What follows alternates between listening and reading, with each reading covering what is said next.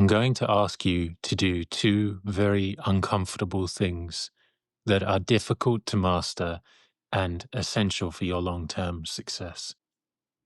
Neither one is easy, but both are simple, and they are the key differences between the best professionals I've worked with and the very worst. One is openness, and the other is excellence. Openness, you can probably guess at.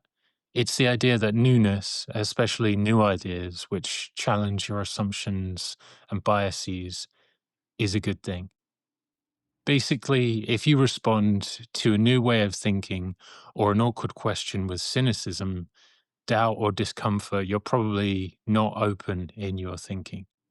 The idea of excellence is harder to understand, but in the long run, it will sustain you when your openness is challenged.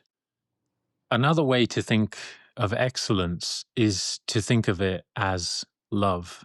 Not love in the traditional sense, but using the same passion and dedication that you would include in traditional love, but for yourself and your career.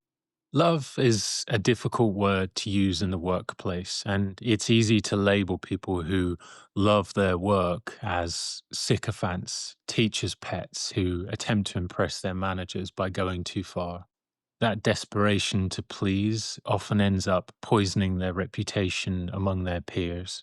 The disingenuousness of people so obviously trying to climb the corporate ladder by treading on other people and disregarding the success of others is not what I'm talking about here when I'm talking about love or excellence. Maybe a simpler way to explain the love I'm talking about, or excellence here, is to think about someone you know who took a pay cut at great personal risk to start their own business. Maybe you know someone who started their own bakery. They didn't take such a huge personal risk for the money, for the chance to get out of bed at 3 a.m. to go to work, or because they enjoyed the look on people's faces when they told their colleagues that they were leaving a cushy corporate salary to take a risk with no guarantee of success. That person took the risk because their love for baking had a purity that was absent in their professional life. They wanted to be the best baker they could possibly be, and they wanted to spend the rest of their life trying to be that best version of themselves. My ambition in helping you here is to inspire you to believe that you can love your job as much as that person loves baking. That's tough to hear and tough to believe for you because corporate life has been gerrymandered, co opted, and hijacked by companies that burn people to fuel profit, all at the expense of the humanism that I'm talking about here that should fuel you in your striving for excellence. The following is from the book, The Fifth Discipline. It has everything to do with intentions, commitment to serve one another, and willingness to be vulnerable in the context of that service. The best definition of the love that underlines openness is the full and unconditional commitment to the other's completion, to another being all that she or he can and wants to be. Here we see the relationship between openness and excellence. The vulnerability required is huge and intimidating, and the chances are that no one in your organization will encourage this way of thinking or behaving.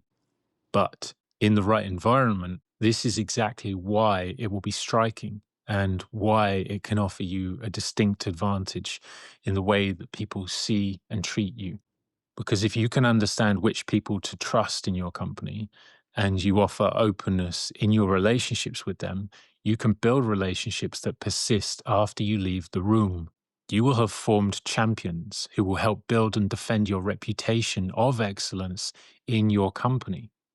And those relationships will benefit you not just today and tomorrow, but they will persist throughout your career. People will seek you out and offer you opportunities that would otherwise have not come your way exactly because you were open and exactly because of your excellence. Not everyone will be receptive to the idea of openness and excellence.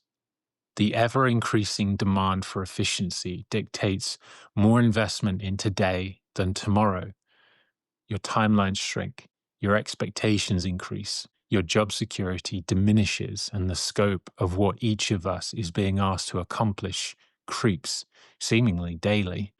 It's far more common now for managers to insist on performance that generates immediate results than investments in developing professional openness and excellence by coaching and training that passes knowledge down to their juniors. So you may be wondering, when hearing this, why would I encourage you to take such a different approach in such a messy time? Maybe if I turn that question around and ask you, in such a messy time, why wouldn't you try something different?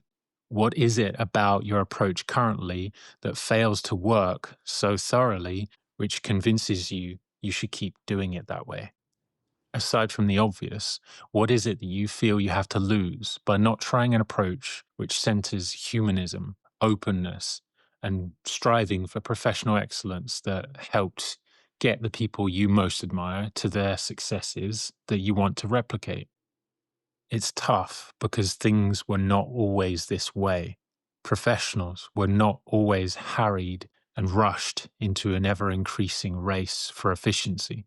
The sprint that we all now face may take place on the same treadmill as it used to, but the pace in which we're racing against has been increased bit by bit for a generation. But my ask to you, as always, is to control the things that you can control. My challenge to you is to pay attention, is to develop a tolerance for making mistakes, to take every opportunity to learn from even the most embarrassing mistakes, to develop your pattern matching ability, to find a mentor so you can understand when you're being taken advantage of by an employer so you can prioritize your learning from experience.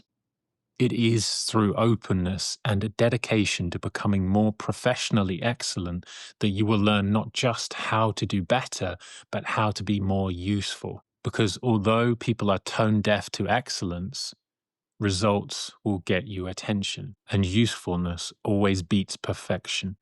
And this change that I'm asking for in you is not some big one-time expense, but a lifetime discipline to being slightly more shrewd, more decisive, and more confident.